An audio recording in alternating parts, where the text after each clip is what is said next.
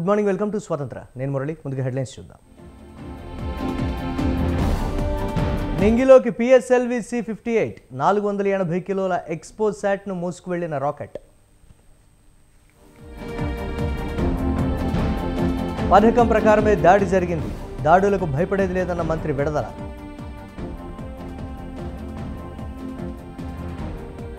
నేటి నుంచి నుమాయిష్ ప్రారంభం, రేవంత్ రెడ్డి చేతుల మీదుగా ఓపెనింగ్.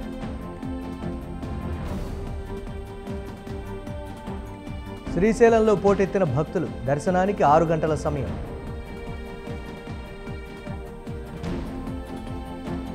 కాలిఫోర్నియాలో రాకాసి అలలు, కొట్టుకుపోయిన వాహనాలు, పలువురికి గాయాలు.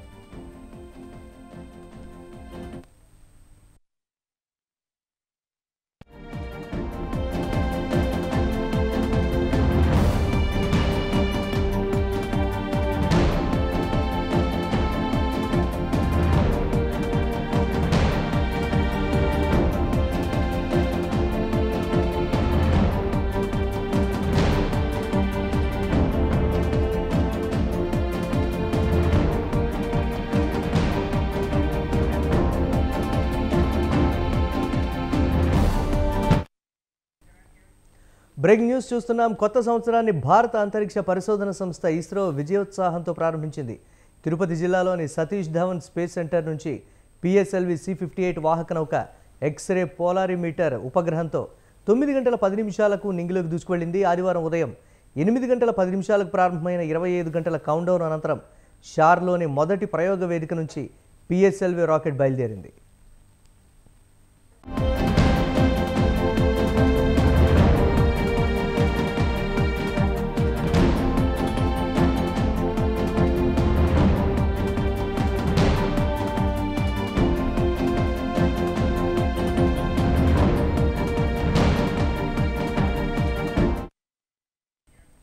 ఇందులో మన దేశానికి చెందిన 480 కిలోల బరువు గల ఎక్స్పోసాట్ను అంతరిక్షంలోకి పంపారు.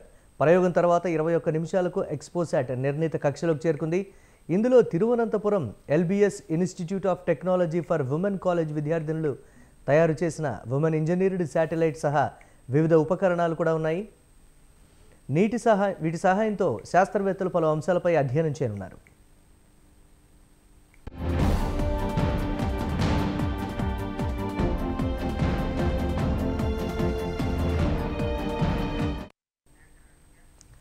ఎక్స్పోసాట్ భారతదేశం అంతరిక్ష ఆధారిత ఎక్స్రే ఖగోళ శాస్త్రంలో సంచలనాత్మక పురోగతికి నాంది కానుందని శాస్త్రవేత్తలు తెలిపారు. ఇమేజింగ్, టైమ్ డొమైన్ అధ్యయనాలు, స్పెక్ట్రోస్కోపీపై ప్రధానంగా దృష్టి సారించిన మునుపటి మిషన్ల మాదిరిగా కాకుండా ఎక్స్రే ఖగోళ శాస్త్రానికి ఒక కొత్త కోణాన్ని పరిచయం చేస్తుందన్నారు. ఎక్స్రే మూలాలను అన్వేషించడం ఎక్స్పోసాట్ లక్ష్యమని వివరించారు. ఇలాంటి ప్రయోగం చేయడం అమెరికాకు చెందిన అంతరిక్ష పరిశోధన సంస్థ నాసా తర్వాత మనమేనని తెలిపారు. అగ్రరాజ్యం 2021లో IXPE పేరిట ఈ తరహా ప్రయోగం నిర్వహించినట్టు తెలిపారు.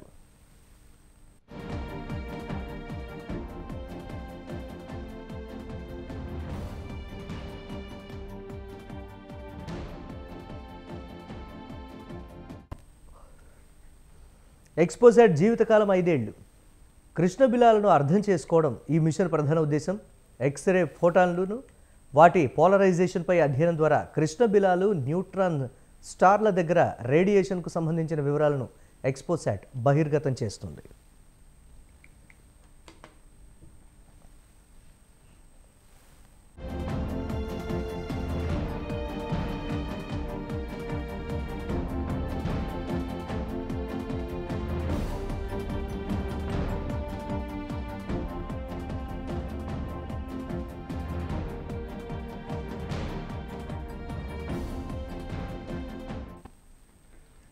పిఎస్ఎల్వి చివరి దశలో మరో 10 పరికరాలను అంతరిక్షానికి మోసుకువెళ్లి నిర్ణీత కక్షలో ప్రవేశపెట్టింది. దీనికి పిఎస్ఎల్వి ఆర్బిటల్ ఎక్స్పెరిమెంటల్ మాడ్యూల్ అని నామకరణం చేశారు. దీంట్లోనే Thiruvananthapuram LBS institute of technology for women college విద్యార్థినులు తయారు చేసిన ఉమెన్ ఇంజనీర్డ్ శాటిలైట్ను ఉంచారు.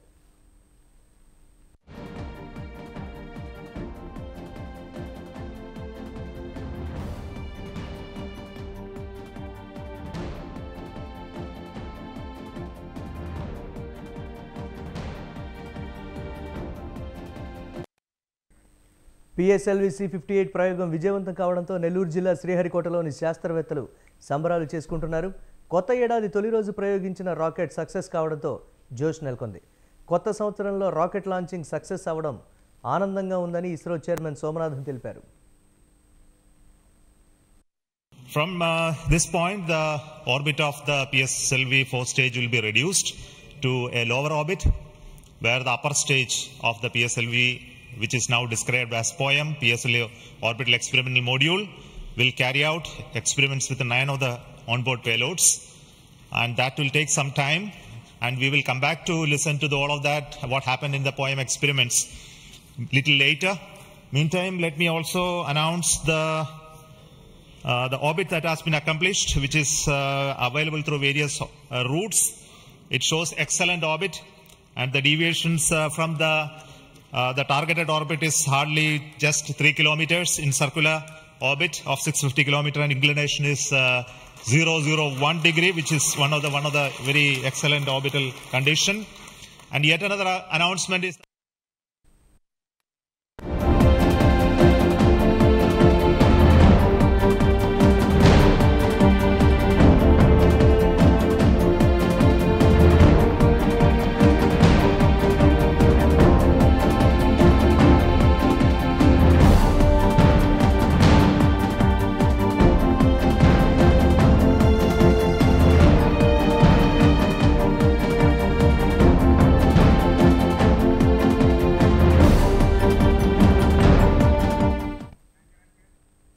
పథకం ప్రకారమే తన ఆఫీసుపై దాడి జరిగిందని మంత్రి విడదల రజని ఆరోపించారు. టీడీపీ నేతలకు ఓటమి భయం పట్టుకుందని, దాడులకు భయపడే ప్రసక్తి లేదని తేల్చెప్పారు. బీసీ మహిళలైన తనను దాడులతో భయపెట్టలేరని, ఇది పక్కా ప్లాన్తోనే జరిగిందని చెప్పారు. ఈ దాడి వెనుక ఎవరున్నా వదిలిపెట్టేది లేదని, అధికార దాహంతోనే ఈ దాడికి పాల్పడ్డారని మంత్రి విమర్శించారు. ఇటువంటి వ్యక్తులు అధికారంలోకి వస్తే ఎటువంటి పరిస్థితులు ఉంటాయో అర్థం చేసుకోండని, ప్రజలకు సేవ చేయడానికి వచ్చానని అన్నారు. ప్రజల మద్దతు ఉన్నంత వరకు ఎదుర్కొంటానని చెప్పారు. ఈ ఘటన వెనుక ఉన్న వారికి గుణపాఠం చెబుతామని హెచ్చరించారు. కొన్ని వందల మంది ఇక్కడ హడావిడి చేసి దాదాపు హాఫ్ అన్ అవర్ పాటు కూడా ఇక్కడ లాఠీ చార్జ్ జరిగిందని చెప్పి డిఎస్పీ గారు చెప్తా ఉన్నారు.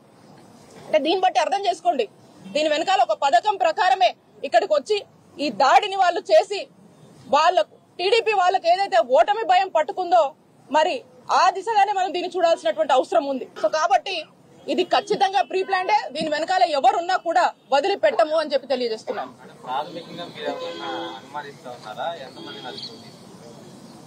ఇప్పటికి డిఎస్పీ గారు వచ్చేసి ఒక 30 మందిని అదుపులో తీసుకున్నారు. ఇంకా కూడా తీసుకురావాల్సిన వాళ్ళు కొంతమంది ఉన్నారు. దీని మీద సీరియస్ గా పోలీసులు అంతా కూడా ఇంటరాగేట్ చేస్తున్నారు. ఒకసారి మనకు ఎవరు ఏంటి అనేది తెలిసిన తర్వాత దాన్ని బట్టి మనకు ఇంకొంత సమాచారం ఉంటుంది. కొన్ని వందల మంది ఇక్కడ హడావిడి చేసి దాదాపు హాఫ్ అన్ అవర్ పాటు కూడా ఇక్కడ లాఠీ చార్జ్ జరిగిందని చెప్పి డిఎస్పీ గారు చెప్తా ఉన్నారు. అంటే దీన్ని బట్టి అర్థం చేసుకోండి, దీని వెనకాల ఒక పథకం ప్రకారమే ఇక్కడికి వచ్చి ఈ దాడిని వాళ్ళు చేసి వాళ్ళకు టీడీపీ వాళ్ళకి ఏదైతే ఓటమి భయం పట్టుకుందో మరి ఆ దిశగానే మనం దీన్ని చూడాల్సినటువంటి అవసరం ఉంది. సో కాబట్టి ఇది ఖచ్చితంగా ప్రీ ప్లాన్డే.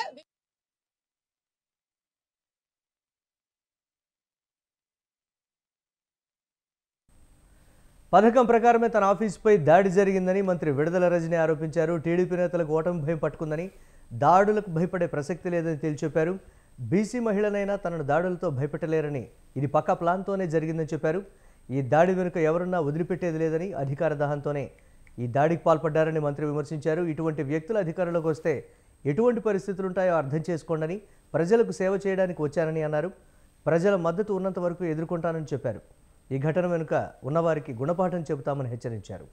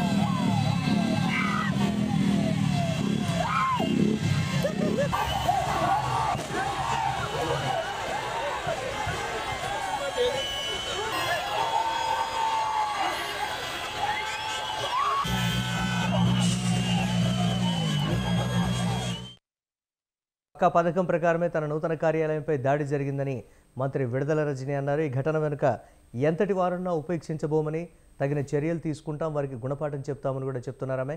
దీనిపై మరిన్ని అప్డేట్స్ మా కరెస్పాండెంట్ రవిచంద్ర అందిస్తారు. రవిచంద్ర.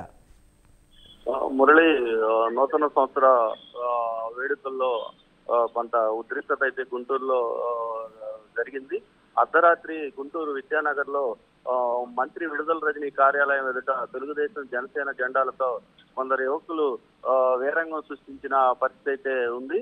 అయితే ఇది పథకం ప్రకారం చేశారని వైసీపీ ఆరోపిస్తుంది. అయితే కొంతమంది తప్పతాగి ఇది పార్టీలకు సంబంధం లేకుండా కొంతమంది యువకులు చేసిన వీరంగం అని అయితే తెలుగుదేశం జనసేన నేతలు కొట్టిపారేస్తున్న పరిస్థితి అయితే ఉంది. దీనిపై మంత్రి విడుదల రజని మాత్రం ఎంతటి వారైనా ఉపేక్షించేది లేదు, కావాలని పథకం ప్రకారం దాడి చేశారు కార్యాలయంపై. ఈ రోజు కార్యాలయం ప్రారంభోత్సవం సందర్భంగా ఇది కావాలని మమ్మల్ని భయపెట్టి భయభ్రాంతులు చేయడానికి చేసిన కుట్రలో భాగంగానే తెలుగుదేశం వారు బీసీలు అదేవిధంగా వెనుకబడిన వర్గాలను ఇబ్బంది పెట్టే కార్యక్రమంలో భాగంగా కొంతమంది చేసిన కుట్రగా వైసీపీ నేతలు అయితే ఆరోపిస్తున్న పరిస్థితి ఉంది. దీనిపై పోలీసులు ఇప్పటికే కొంతమందిని అదుపులోకి తీసుకున్నారు. దీని పూర్వాపరాలను విచారించి కొంతమందిని అరెస్ట్ చేసే పనిలో పోలీసులు ఉన్నారు. ఇప్పటికే కేసు నమోదు చేశారు.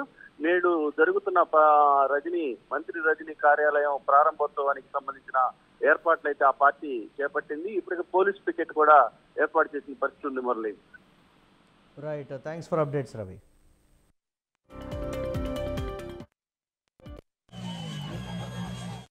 తెలంగాణ ప్రజలకు సీఎం రేవంత్ రెడ్డి నూతన సంవత్సర శుభాకాంక్షలు తెలిపారు. ప్రజల సహకారంతో రాష్ట్రంలో ప్రజాప్రభుత్వాన్ని ఏర్పాటు చేసుకున్నామన్నారు. నిర్బంధాలు, ఇనుప కంచెలను తొలగించి పాలనలో ప్రజలను భాగస్వామ్యులను చేశామన్నారు.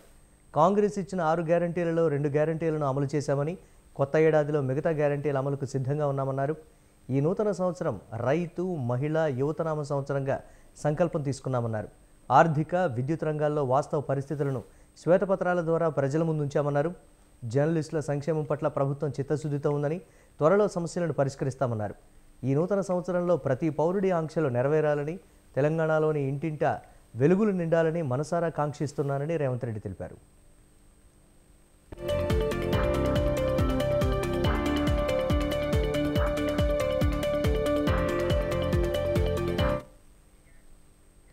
ఎన్నికల్లో ఆడటానికి 175 మంది సభ్యుల టీం రెడీ అవుతుందన్నారు మంత్రి అంబటి రాంబాబు. పల్నాడు జిల్లా సత్తెనపల్లిలో మాట్లాడుతూ సీఎం జగన్ చేస్తున్న సెలక్షన్స్ అందులో భాగమన్నారు. రాష్ట్రంలో తిరిగి అధికారంలోకి వచ్చేది వైసీపీ ప్రభుత్వమే అని ధీమా వ్యక్తం చేశారు. చంద్రబాబు మరో పొత్తు కోసం ఎదురు చూస్తున్నాడని ఎద్దేవా చేశారు. తనను సత్తెనపల్లి నియోజకవర్గం నుంచి భారీ మెజారిటీతో గెలిపించాలని కోరిన అంబటి ఎన్నికల హామీలనే నెరవేర్చిన సీఎం జగన్ అంటూ కితాబిచ్చారు.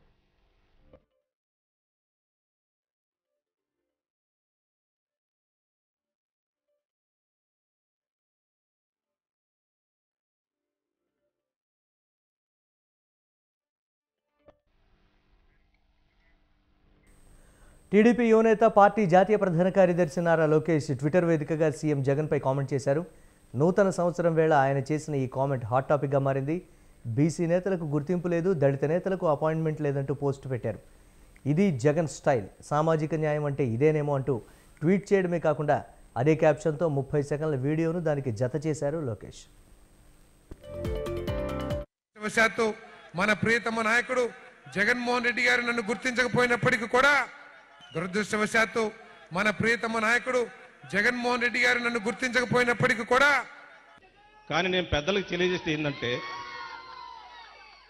రాజశేఖర్ గారు ఉన్నారు, అయోధ్యరామరెడ్డి గారు ఉన్నారు, బ్రహ్మానంద రెడ్డి గారు ఉన్నారు, పెద్దలంతా ఉన్నారు.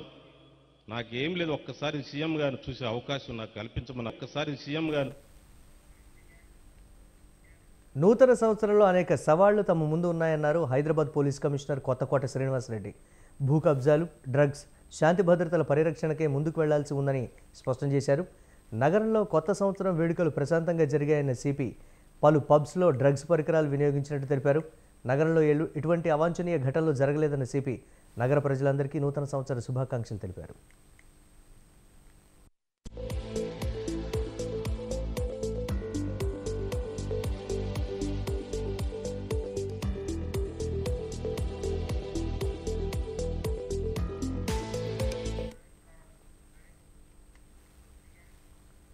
పులి మీద పుట్ర, మూలిగే నక్కపై తాటిపండు ఇలాంటి సామెతలు ఎన్నో మనకు తెలుసు. ఒక్కో సందర్భంలో ఒక్కో సామెత ఒక్కొక్కరికి వర్తిస్తూ ఉంటుంది. ఇప్పుడు ఈ సామెతలు బీఆర్ఎస్కు వర్తిస్తాయేమో అనిపిస్తోంది. గతంలో 2 సార్లు విజయభేరి మోగించి దశాబ్ద కాలం పాలన సాగించిన బీఆర్ఎస్ మూడోసారి నెగ్గేసి హ్యాట్రిక్ విజయం కోసం ఉవ్విళ్ళూరింది. డామిట్, కథ అడ్డం తిరిగింది. అసెంబ్లీ ఎన్నికల్లో ఓటమి పాలై ప్రతిపక్షంలో కూర్చోవలసి వచ్చింది. ఈ దెబ్బతోనే సతమతమవుతున్న బీఆర్ఎస్కు సింగరేణి ఎన్నికల్లో టీబీజీకేఎస్ పరాజయం అనే మరో దెబ్బ తగిలింది.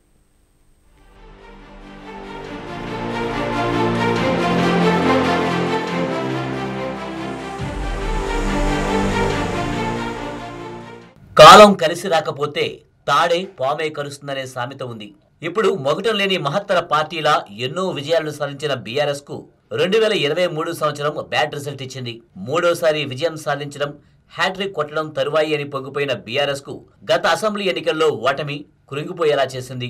అయితే తాజాగా రెండో ఓటమిని గులాబీ పార్టీ చవిచూసింది.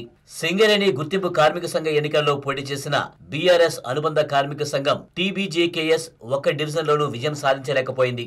కార్మిక సంఘంగా గుర్తింపును చాటలేక టీబీజీకేఎస్ చతికిలబడింది. ఈ ఘోర పరాజయంతో గులాబీ నేతల్లో మరింత నైరాశ్యం నెలకొంది. గతంలో వరుసగా 2 సార్లు విజయం సాధించిన టీబీజీకేఎస్ ఈసారి ఎన్నికల్లో ఘోర పరాజయాన్ని చవిచూసింది.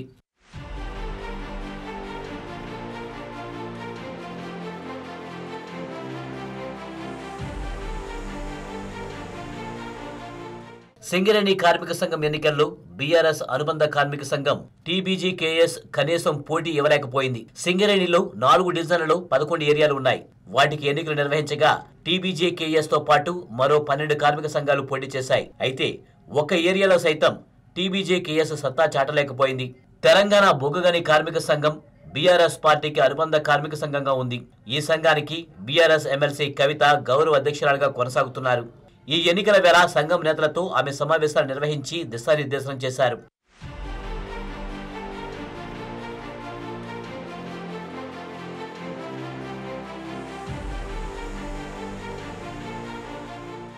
ఇటీవల జరిగిన అసెంబ్లీ ఎన్నికల్లో సింగరేణి ఏరియాల్లో బీఆర్ఎస్ ఘోర ఓటమి చవిచూసింది.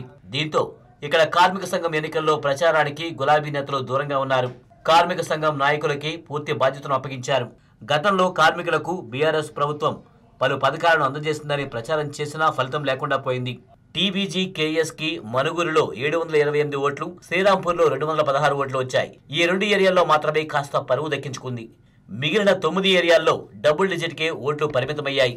ఇల్లందులో ఒకే ఒక్క ఓటు రాగా బెల్లంపల్లిలో 3 ఓట్లు వచ్చాయి. కొత్తగూడెం కార్పొరేట్ లో 33 ఓట్లు, కొత్తగూడెంలో 36 ఓట్లు రాగా రామగుండం 1లో 37 ఓట్లు, రామగుండం 2లో 47 ఓట్లు, రామగుండం 3లో 59 ఓట్లు వచ్చాయి. భూపాలపల్లిలో 57 ఓట్లు, మందమరిలో 81 ఓట్లు మాత్రమే వచ్చాయి.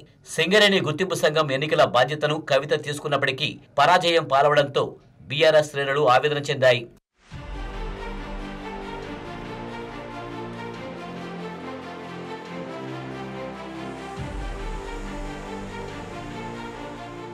సింగరేణిపై అసెంబ్లీ ఓటమి ఎఫెక్ట్ పడింది. ఓటమి నుంచి బయటపడక ముందే సింగరేణి ఎన్నికలు రావడంతో కార్మికుల్లో నైరాశ్యం నెలకొంది. పార్టీ సైతం ఒకసారి పోటీ చేయబోమని, మరోసారి పోటీ చేస్తామనే ప్రకటనలతో కార్మికుల్లో స్తబ్దత నెలకొంది. ఈ తరుణంలోనే టీబీజీకేఎస్ నేతలు పెద్దగా ఆసక్తి కనబరచలేదు. చాలా మంది కీలక నేతలు ఆ సంఘాన్ని వీడారు. గుర్తింపు సంఘం ఎన్నికల్లోనూ గరుడు వద్ద ఎక్కడా టీబీజీకేఎస్ నేతల హడావుడి కనిపించలేదు. ఇతర సంఘాలకు ఓట్లు వేసినట్లుగా చర్చ నడుస్తుంది. రాష్ట్రంలో అధికారం కోల్పోవడం, తెలంగాణ సెంటిమెంట్ లేకపోవడంతో ఎన్నికల్లో ఓటమికి కారణమని కార్మిక సంఘం నేతలు భావిస్తున్నారు. ఉద్యమ వేడిలో అందరినీ ఏకం చేసిన బీఆర్ఎస్ ఇప్పుడు ఆ పట్టును పూర్తిగా కోల్పోయినట్లయింది.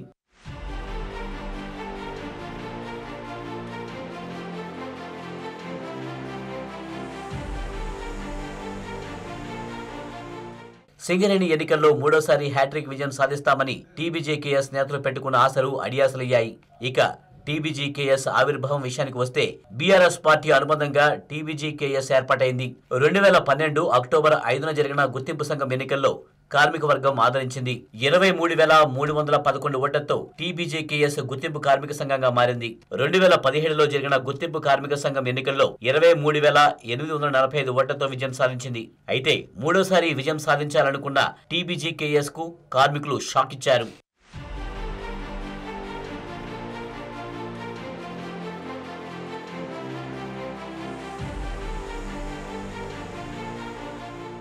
ఈసారి జరిగిన సింగరేణి గుర్తింపు కార్మిక సంఘం ఎన్నికల్లో టీబీజీకేఎస్, ఏఐటీయూసీ, ఐఎన్టీయూసీ, సిఐటీయూసీ సంఘాల మధ్య ప్రధాన పోటీ జరిగింది.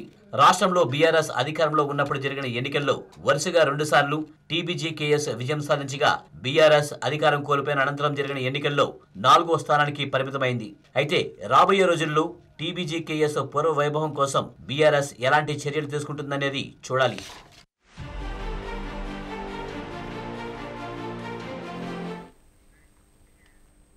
ప్రధాని నరేంద్ర మోదీ దేశ ప్రజలకు నూతన సంవత్సర శుభాకాంక్షలు తెలిపారు.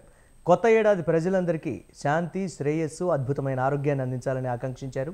సామాజిక మాధ్యమం ఎక్స్లో ట్వీట్ పోస్ట్ చేశారు. అంతకుముందు మన్ కీ బాత్లో మాట్లాడుతూ భారత్ ఆత్మనిర్భరత సాధించడమే కాకుండా అభివృద్ధి చెందిన దేశంగా ఎదిగే స్ఫూర్తి దేశంలో విరాజిల్లుతోందని అన్నారు. దీన్ని నూతన ఏడాదిలో కూడా కొనసాగించాలని కోరారు.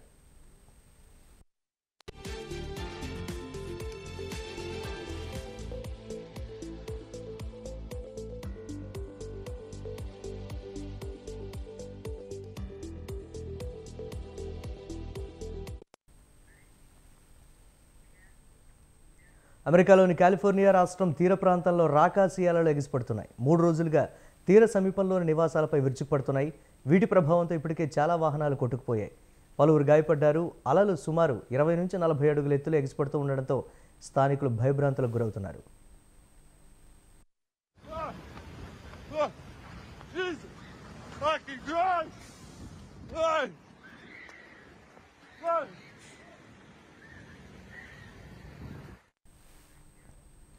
వెంచురా సముద్రపు అలలు దాదాపు 10 మందిని ఈడ్చుకెళ్తే తాము కాపాడినట్లు అగ్నిమాపక అధికారులు తెలిపారు.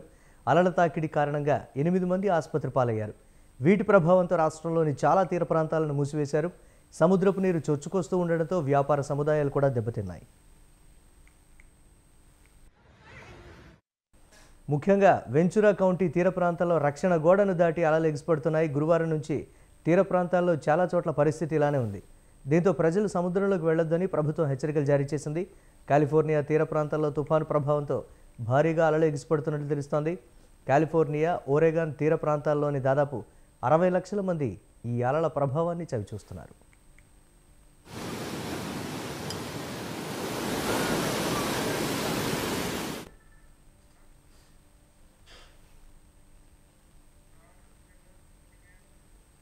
ఇవి ఇప్పటి వరకున్న అప్డేట్స్. కీప్ వాచింగ్ స్వతంత్ర.